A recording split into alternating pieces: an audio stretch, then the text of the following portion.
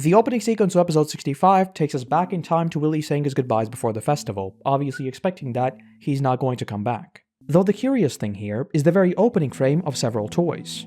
All the way back in Aaron's dream in episode 1, we saw a similar but not exactly the same set of toys along with a melted statue that may or may not be Helos. Considering the importance of the declaration of war and how big of a role it plays in Aaron's story, I think even if it's not one-to-one, the connection there is intentional. It might not be as crazy foreshadowing as, well, the dream itself, but I think it's another small detail to even further strengthen that horror of Aaron's long dream. More on future Aaron shenanigans later, because I think there's a line in this episode that a lot of people seem to misunderstand. As for Willie though, this is basically a funeral procession. From the chilling piano to the awkward, stilted fading of normalcy with his children, there's always this undertone of it already all being over. Considering we've known Willie for all of 3 episodes and he isn't really that good of a dude, it's definitely impressive how heavy this scene still feels. And speaking of heavy scenes, we then cut to Willie and Magath in the carriage.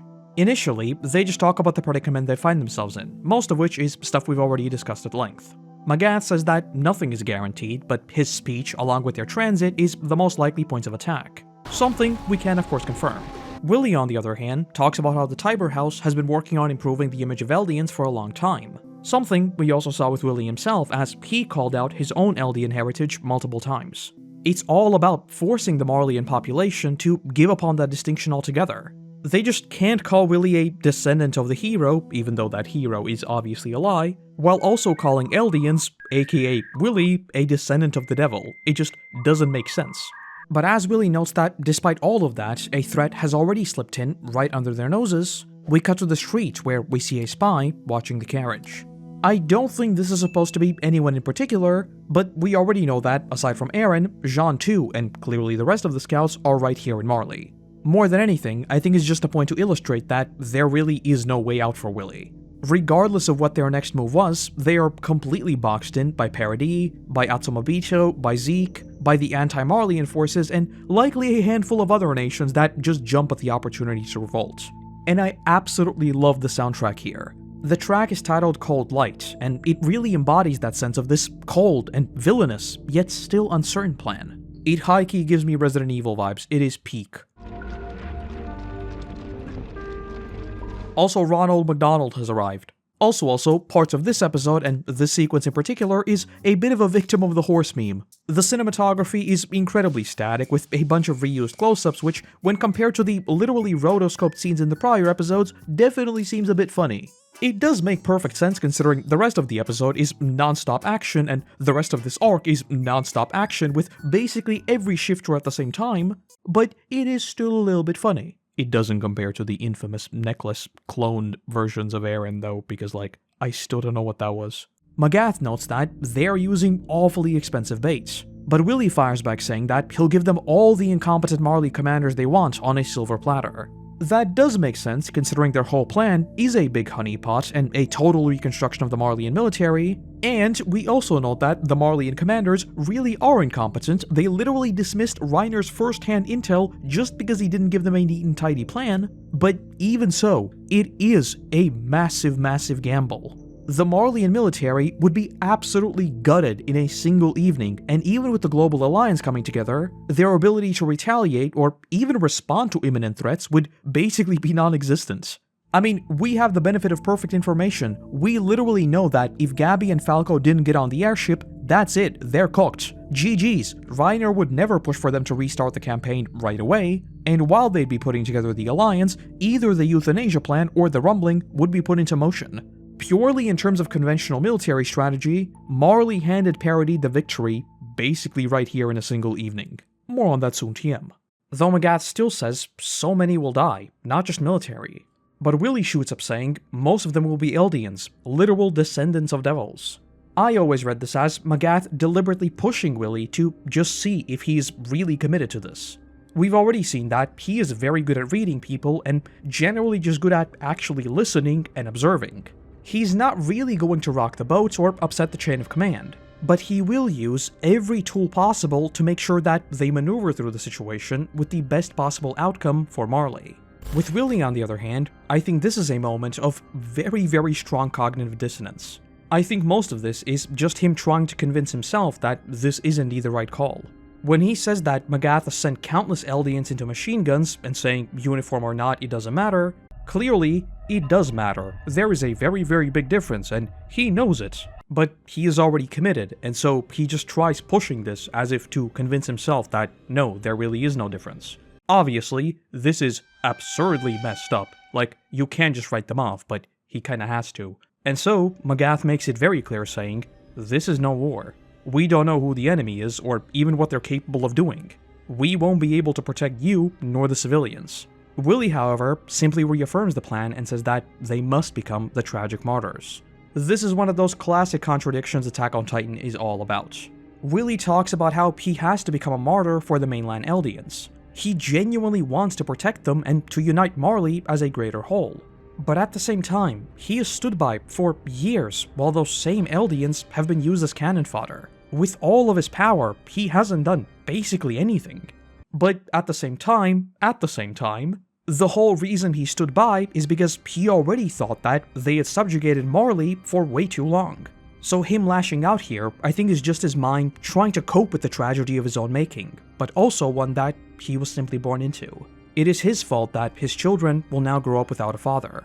It's his complacency that will result in his sister's, and countless other families' deaths. All of them have been turned into unknowing sheep led to slaughter for some grander chess play. He wants to free them, but with a plan like this, he doesn't even see them as human. All of them, all of those grieving families, all of that pain, it's just a message.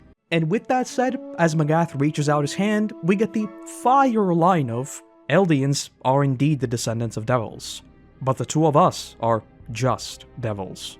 This is indeed a deal between two devils, both knowingly sacrificing hundreds of lives simply because they were too complacent to change anything otherwise. And with that, we smash cut to Aaron's scream, the only sound being this deep hum as Willie is eaten. Rubble already peppers the audience, and with Aaron learning that he did not have the Warhammer, he turns his sights on the next target. Throughout the series, we've talked a lot about these proposed trolley problems, leaders or commanders making sacrifices, and generally, people having to give up on their own humanity. And while you could definitely draw parallels between someone like Erwin and what Magath and Willie is cooking up here, in fact, I think that's a large part of why the Battle of Stois exists, I still think this is the most callous approach we've ever seen in the series. Erwin might have stood on a mountain of corpses and called himself a naive and selfish leader, but never did he write off hundreds of civilians as just spectacle. When it came down to it, he added himself to that pile of corpses. So Magath blatantly saying that we are not the descendants of devils, but rather the devils themselves, is certainly fitting. And if you want to overanalyze, you could also rope in Aaron here and make this opening sequence all about this pseudo-agreement between the three devils. All three are bending the perception of the world. They are manipulating others for their vision of what is quote-unquote greater good. But wait, because if you want to overanalyze the overanalysis, you could also rope in Flock here, with him also saying that absolutely everyone here, including civilians, are enemies.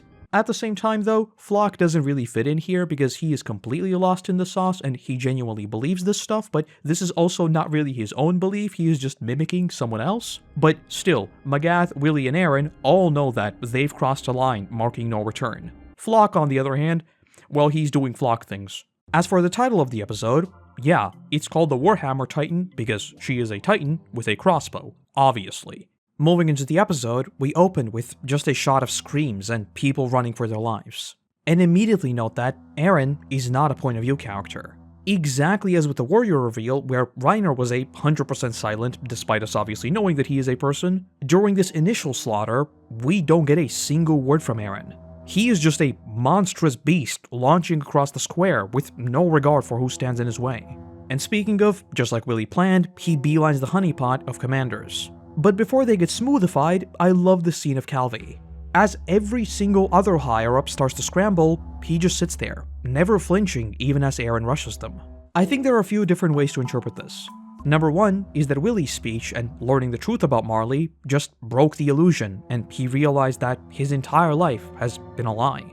It's hard to really psychoanalyze him because we know next to nothing about him, but we do note that, much like Magath, For him, honor and loyalty are far more important than the arbitrary othering of Eldians. Calling Zeke the Golden Boy might be a sort of a backhanded compliment, but even among top brass, he hears him out. He never butts in with some witty remark or anything. He genuinely cared what his soldiers had to say, even if they were Eldian. Which then leads me to believe that he genuinely believed in the nation of Marley. And so learning that he has been the helm of what is basically entirely lies, he might have just decided that, you know what, it's not worth it.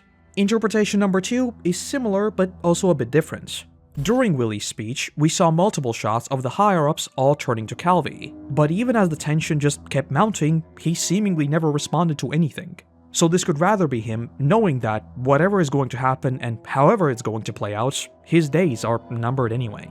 Like, again, their entire existence is a lie. Surely there would be large-scale reforms, and who knows what would happen to the very head of the Marleyan military. I don't think it's even out of the range of possibility that he realized he was going to die right here. Again, we don't really know if he had a mind for strategy or anything like that, but judging by his reaction, he was almost expecting it.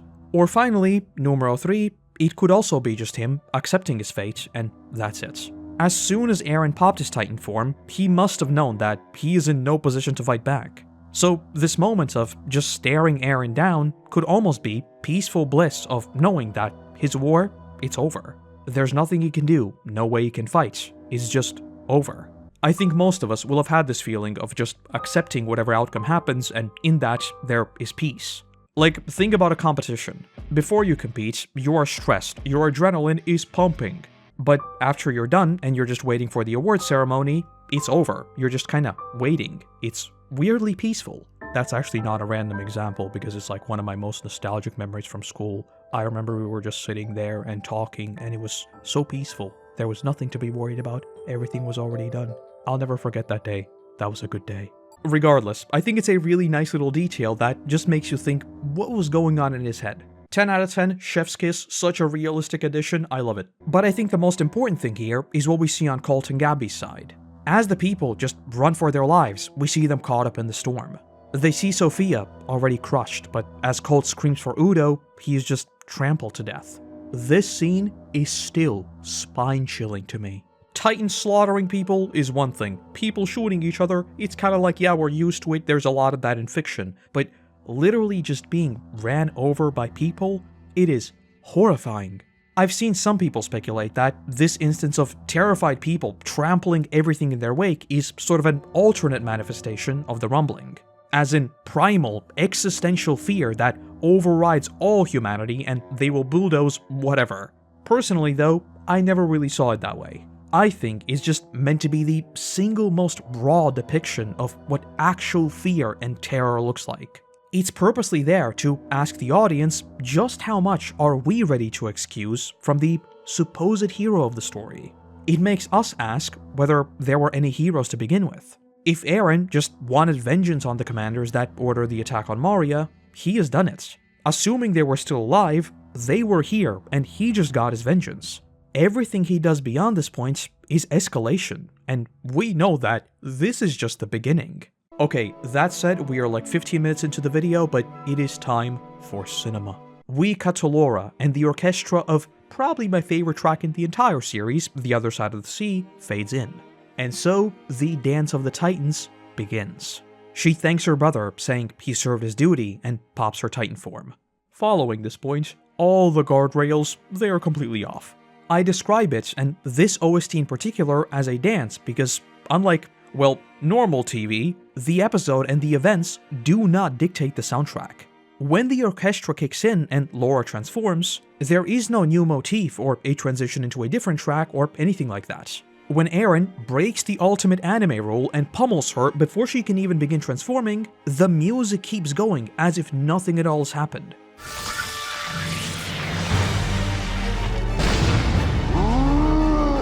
Is the director's way of telling us in this weird, almost fourth wall breaking manner that even the creators are no longer in control. The viewer is just immersed in this dance. We will switch partners, we will switch points of view, new people will join the dance, and all the dominoes we've been setting up for multiple seasons now will fall right here. There is no stopping this train. We will stop it though, because let's take a step back for a moment. I joke about Eren breaking the anime rule and interrupting the transformation, but it's again something that fundamentally clashes with viewer expectations. Something we've also seen many times in the same series. Just like the orchestra that just keeps playing, the series, completely ignoring what is a major reveal, pushes that unease of not even knowing what is happening onto the viewers. This is the same thing that made the Warrior reveal so great, because suddenly, we are not a third-party observer watching just cool things happen. We are right there alongside the characters watching what is an active, all-out brawl. It almost gives the feeling that we are not peeking in on just produced entertainment. It's almost as if we were watching it play out in real time. And taking another step back, Laura's transformation also breaks all conventions. There isn't a chaotic explosion of lightning and this sudden formation of muscle mass. Rather, is this brilliant white statue forming from the ground up as if it were a projection of the shifter themselves. Ignoring Eren's interruption, it's this regal and almost graceful formation, its arms stretched out as it looks toward the sky. And mixed with the orchestra, oh my god, it's absolute cinema. I love it so much. Isayama, please, the Great Titan War prequel. I need a royal wedding that is interrupted by a usurper stealing titans. It would be cinema. Call it The Red Wedding. No, we're not taking inspiration, it's called that, accidentally. As we cut to Magath, we see the entire military just scrambling. Remember that to them, this wasn't meant to be a large-scale operation with like a full-blown mobilization. Clearly, they have some heavy equipment, but they were never told that a full-blown raid is to be expected. To them, this is just routine security for a lot of important people, that's it. But yeah, no, it turns out to be a lot more. But Magath fires off a single round, saying they better remember that he was the one to fire the first shots. We talked plenty about this last time, but this is just completing the plan that they set out. Marley's chain of command was basically just obliterated, so Magath makes it extremely clear that he is next in line, just like Willie planned. But he then admits that he never expected such a grand entrance, adding that, judging by the appearance, is the usurper himself, the attack titan, Eren Yeager. And stop right there, because this has always been a small throwaway line that had me scratching my head, because how exactly does he know this is the attack titan and not just the founding titan? Remember that the whole reason why Reiner's squad didn't attack Eren back in Trost is because they were uncertain of what titan he possessed. Eventually, Reiner broke and they gambled on the fact that it is indeed the founder, which Eren then confirmed by using it through contact with Dina. But in that process, they have zero reason to suspect that he might be holding two titans. Something that holds true even for Paradis themselves, who only learn about the attack titan in Season 3. He could have easily just been holding the founding titan, and that's it. On Marley's side, the attack titan has been lost for decades, and the founding titan obviously resided on Paradis. Both of their forms would naturally change between shifters, and we see that with Frida, her pure just founding titan form is not all that different from just a regular titan, just like Eren's attack titan. Unlike the armored, for example, the attack titan and the founding titan, they kinda just look like Giga Chads and that's it. There really isn't like a defining characteristic. And to even strengthen that point, Grisha's attack titan looked nothing like Eren's attack titan. And on top of that, the entire Grisha and Owl incident would have also been a pretty big mystery because there was no one left. Everyone just kinda vanished. So it's not like he can even do method of elimination and say that it was for sure the attack titan who usurped the founding titan. It could have easily just been a pure titan, right? But at the same time, Magath does say, judging by the look. So maybe Marleyan and I guess mostly Tiber research does have some like definitive set of traits that allows them to identify them. But then again, Eren has multiple titans, so how does that figure into this identification process? Marley doesn't really have a big sample pool for people holding multiple titans, do they? And Eren is even hardening his fists, which we know is just like an advanced technique that you can learn through getting the spinal fluid, but what if it's not? What if it's something else entirely? From a purely viewer perspective, the only commonality all the attack titans that we know of have is the green eyes. So, is that it? Is it just the green eyes that allows him to ID him? Who knows, but the attack titan being identified like right away, considering barely anything about it should be known, definitely sticks out as a little odd, and personally, I think is just the show's way of reminding us that it is the attack titan and not just the founding titan. I think this is a bit of a author insert in the same way that Gabby just started yapping about recap. Also, again note that, even as we jump to Magath, the track is continuing uninterrupted, and so the next domino falls. Magath commands everyone to get into position, saying he has saved them a trip to the island.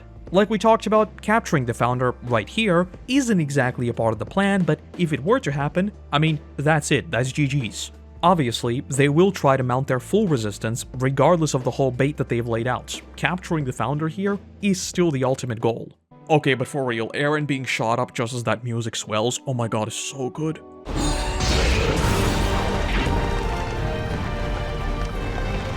And even now, we don't hear a single word from neither the Warhammer nor Eren. We are firmly planted in the perspectives of the civilians, watching these two, quite literally titanic creatures, brawl. And keep in mind, there's been a 4-year time skip. We don't know what Eren is capable of either. He is already using Annie's stance all the time, and his hardening has clearly been perfected. So this fight is largely just as unknown to us as it is to everyone else here. We also get this pseudo-parallel to the fall of Moria, with the dude who kept bugging the warrior candidates being obliterated by a boulder. And another parallel here is with Magath, who is very much having an Erwin moment.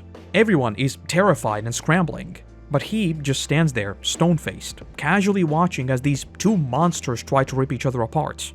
Just like, coincidentally, we saw in Stoas with Erwin. We cut to even more terrified civilians, before ultimately reconnecting with Colt and Gabby trying to get Udo to the hospital. I think lots of people overlook the little tactic that ECM pulls here. I think this mini Udo B-plot even further adds to the horror of this whole ordeal without you even really thinking about it.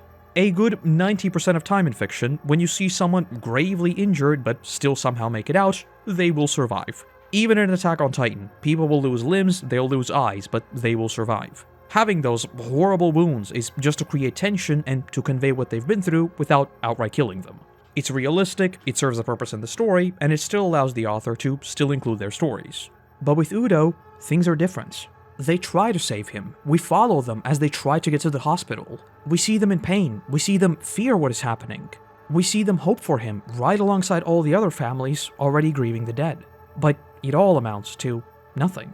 He dies all the same. It's quote-unquote filler in this episode that has basically no plot importance. But what it does is strengthen the core message of how powerless people are in the face of actual war. Not some great fictionalized story or their own colonialism, but an actual attack on their home. We as the viewers have seen this plenty of times on Paradis, but seeing Eren do the same exact thing here is, well, not great to see, and for Gabby, that is a lesson as well. This is what she has been doing to other people. Unfortunately, people are like really bad, so she has to undergo a really bad arc to actually learn. In the meantime, we see Peak and Porco freed by the Panzer Squad, something that, of course, very much goes against Zeke's plan and it would cause a lot more difficulty in selling his supposed death. But before they can join the battle, another piece is introduced, the ever-familiar ODM Gear zipline sounds. Considering Peak was on Paradis just for the Shiganshina mission, her reaction here is hilarious because you know that she was thinking of just Levi Beyblading around. As for the scouts, the twirly, swirly zipline boy is the Lord Arifumi Imai's signature effect, but this is not him actually doing the animation. Maybe it is a deliberate nod as a way to immediately create the sense of familiarity, or maybe it's just a happy accident, but hey, it's cool either way. And speaking of things just being cool, the animation of the hammer appearing in the Warhammer's arm is easily like one of my favorite things in all of Attack on Titan. The way we just punch out, the way it appears, everything about it is so cool, I love it. If the Colossal's nuke had you sweating bullets because you could instantly go up in a mushroom cloud, then the Warhammer just feels straight up ruthless and dominant. One moment you'll be fighting a Titan, the next he'll come at you dual-wielding the Dragon Slayer and a 1-to-1 Minecraft Diamond Sword replica. It's like really scary. No, but like seriously, in a fair 1-to-1, let's be real, Eren is absolutely cooked. We never learn whether Lara even had much combat experience, but her use of its abilities to immobilize, then immediately strike, then hamstring, and so on, make her an absolute menace. Even with Eren's leveled up hardened fists and years of actual combat experience, even getting close enough to just fight her is impossible. Strength doesn't really matter if she can just lob off your head from like 50 meters. And speaking of the fight being, well, just impossible, we also get a few parallels to Reiner's more than a little dicey situation in episode 60, with both of them being pounded by the anti-cannon shells, and us deliberately being shown his exposed nape multiple times. So basically, Eren is unarmed and is in a cage match against an opponent who has literally every weapon at the same time, while also being surrounded by literal artillery. So it is definitely one of the most battles ever. We see the Marleyan dudes even begin to celebrate, saying the founder might go down right here. But Magath immediately says, no, killing him just restarts this whole ordeal. Considering how much resources Willie and Magath put into this plan, having the Founding Titan just respawn in an unknown Eldian who, most likely, will be just as galvanized against Marley as Eren is definitely not a good outcome. Yeah, Willie put in a lot of work into quote-unquote reframing the Eldian people, but like he himself said, Marley has a lot of enemies. If it starts to bleed, why not turn on it completely? Why would smaller nations even bother with this Eldians are no longer bad angle if they can just upset the whole thing? So yeah, killing Eren is an absolute no-go. Problem is, Laura doesn't seem the least bit concerned about capturing Eren's Titans and seems to be exclusively going for one-shots. And that moment of doubt in the music, it's so good. That's him. We get this excellent shot of the hammer just going straight through Eren's hardened fists, prompting Eren to finally emerge from the Titan. As Ashes on the Fire really kicks into high gear, we get a close-up on Eren's emerald greens, and Laura begins to lift the hammer for one final shot. Number 1, the Usurper Eren Yeager is like the coolest title of all time. Number 2, Ashes on the Fire here, as Eren literally just sits there, coldly staring Laura down, goes unfathomably hard. Number 3, all the custom Magath clenching his teeth as the situation just spirals out of control is perfect direction. And finally, number 4, that screech in the music as everything comes to a grinding halt is perfect. And with Eren then calling for Mikasa, it's like, yep, everything was just thrown upside down again. I don't even have any way to describe this. This is literally just like block after block after block, constantly piling more and more stuff onto the climax. It is cinema. The shot of her just shooting in as one of the classic AOT OSTs kicks in is also absolute cinema. And so is the Warhammer's nape just blasting open as Mikasa falls through the flames. It's so good. My brain genuinely regresses to the question of, how did they make this? I don't think we deserve this. This was unironically so good that I started a YouTube channel. Don't you think that is a bit insane? Taking a step back though, I know a lot of people take the scene of him calling for Mikasa to be some future Eren shenanigans, and while I am the #1 supporter of future Eren shenanigans, I don't think this is really meant to be that.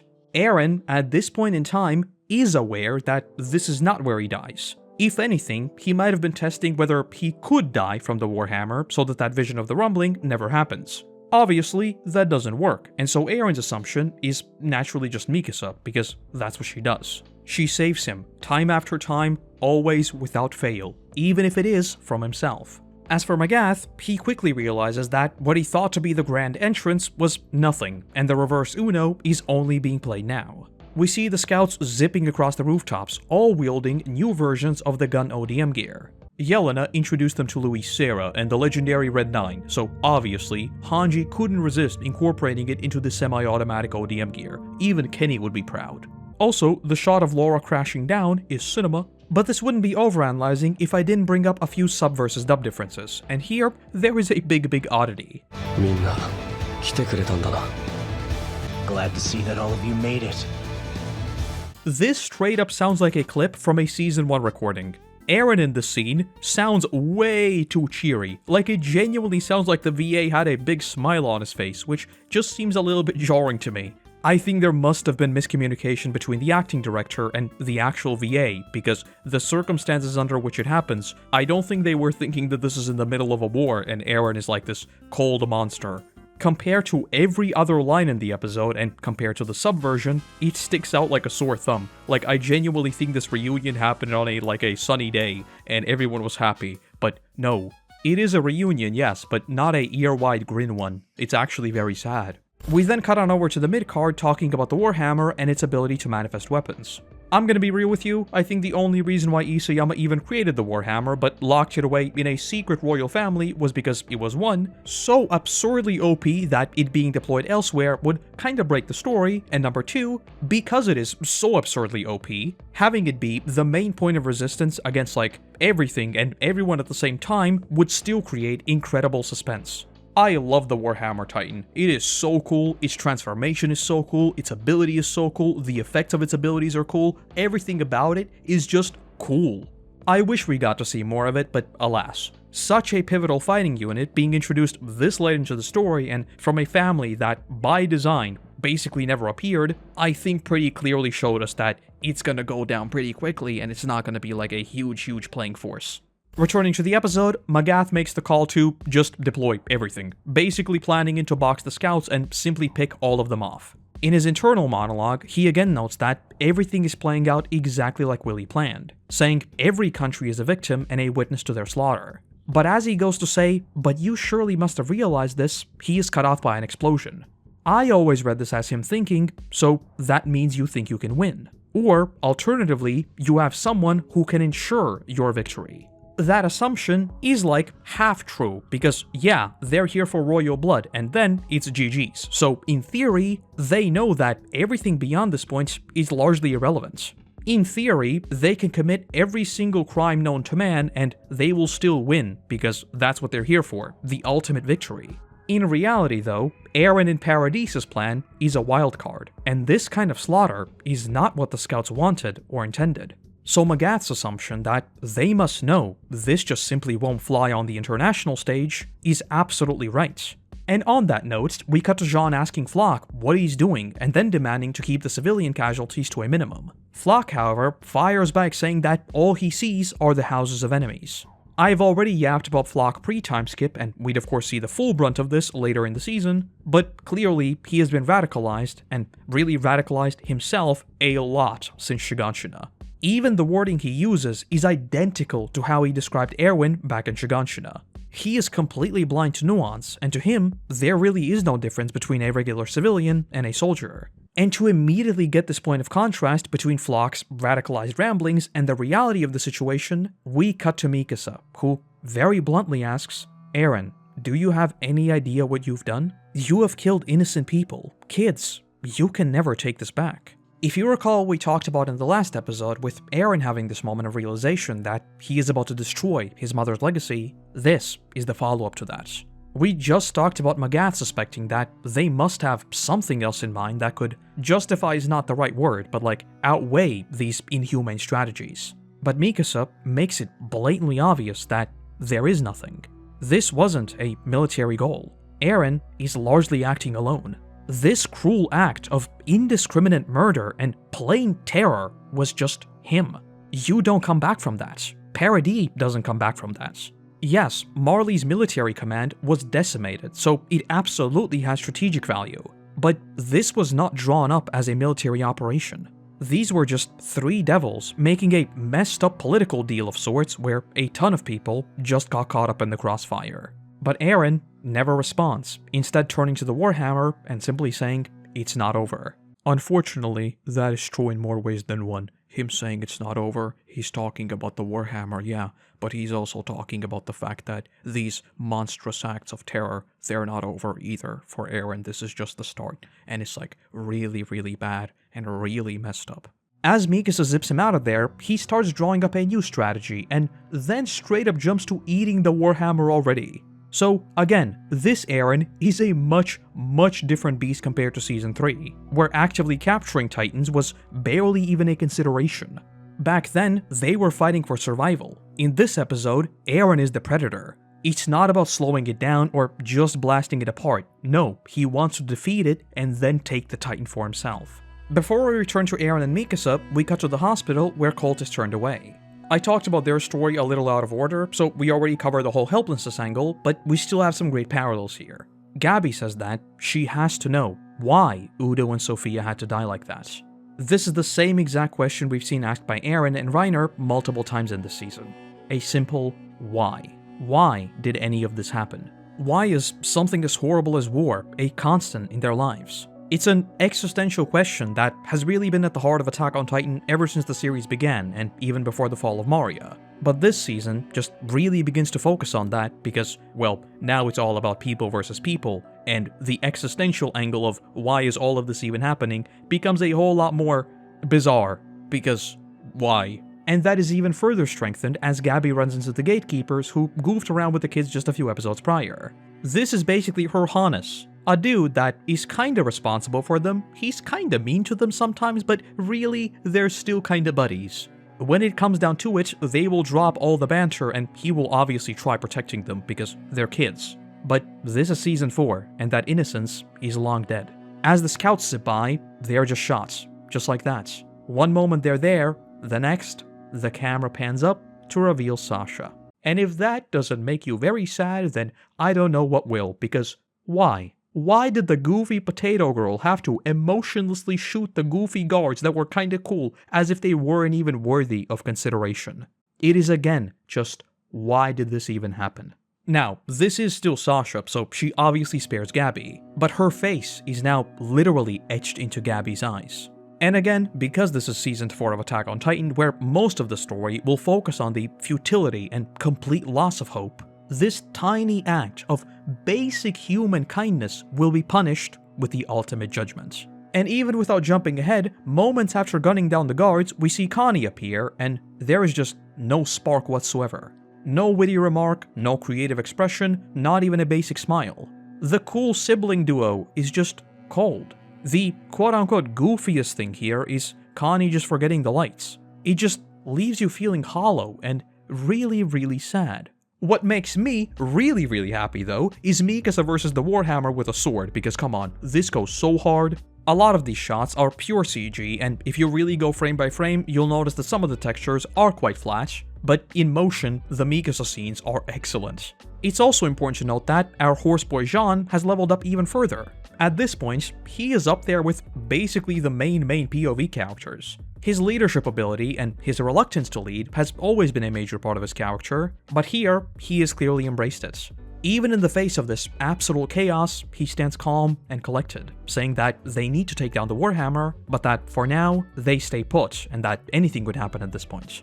Big W's for Jean, he's one of the coolest characters in season 4, we'll talk plenty more about him. While Mikasa is still soloing the Warhammer, Eren notices that it's actually running on Ethernet instead of Wi-Fi. And so, we get the very beam-worthy scene of Eren just diving off of the roof. But the important detail here is of course him instantly popping the Titan form. Granted, we did see a version of this back in Shiganshina 2 with him also transforming multiple times, but here, he is actively fighting during both of those transformations. But as Eren yoinks the cable, we get another beautiful shot of the Warhammer just collapsing then and there. The aerial shot making it look all the more grand, and again, almost making it feel like we are watching it on the news. I don't know if it's intentional, but I do think that, like at the back of our brains when we see a shot like this, it looks like a news helicopter filming something. So when we see this, it's, again, as if we are watching it happen in real time. Also, if I said Levi vs. Zeke in Season 3 has me wanting a FromSoft Attack on Titan game, then I'll just say it again because it's really cool. But with the shell in hand, we flash through everyone watching with bated breath, including Levi, who is waiting for the bat signal. And with the music, oh my god, it is so good. But as we pan over Eren's shoulder, we see the little Spider-Man behind him, and once again, another domino falls as Porco gets right on top of Eren's nape and screams that he will reclaim the Founder. And in that same instant, we see Levi shoot past, and man, the landing with the inverse grips is so cool. I also love the detail of Levi still flying the Wings of Freedom, a sort of a permanent reminder of what he is fighting for, whereas the rest of the scouts are now in just the all-black uniforms with no capes.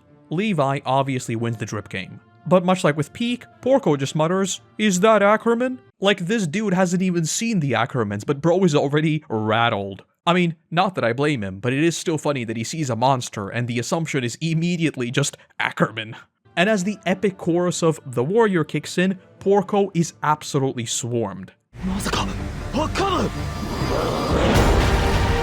All the units on standby, Mikasa, Levi, everyone turns their eyes on him. And so he then just mutters, "Can't you see I'm a Titan? How can a bunch of humans charge right at me with the intent to kill?"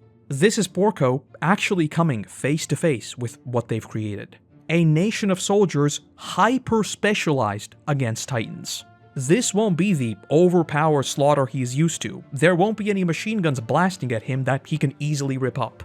Every single one of them has spent years learning to fight the Titans just to simply exist. I mean, hell, they did something even the Marley military couldn't. Remember that we later learn Marley didn't actually deploy more units because there were too many pure Titans. The scouts cleaned all of them out before Yelena even made contact. And so with that question still in the air, the only reasonable answer he can muster up is, no, these are not humans. They are the devils of Paradis. To him, that is the only thing that makes sense. Everything from their fighting style to even the ODM gear, because keep in mind, the Iceburst Stone doesn't exist anywhere else, this is just impossible for Marley, pure and simple. And also, let's all be honest, all of our monkey brains were flaring up big time when we saw a literal Titan shifter just scared out of his mind seeing the scouts. It's very rewarding, but like, the rest of this episode is also really messed up. But it's still very cool. And the final thing I want to do here is take another quick step back for a moment. A lot of this episode has just been me saying cinema, but just to boil down what we just saw.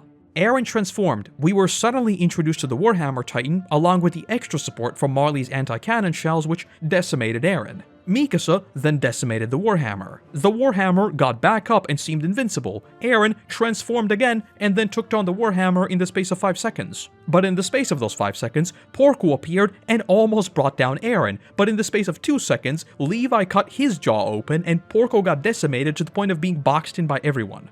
To write a climax that is this flip-floppy without it seeming just nonsensical is insane and is exactly why I keep describing it as just a dance. It is done so gracefully, it is so precise and thought out, and don't forget, we still have the Colossal, the Beast, the Armored, the Cart, and the Airship we were conveniently reminded of in the premiere of the season, waiting on the sidelines. It's a crazy episode in terms of raw hype, and it's an episode with some of the most chilling depictions of what this story is actually about. It is perfectly balanced, as all things should be. And with that, that is episode 65.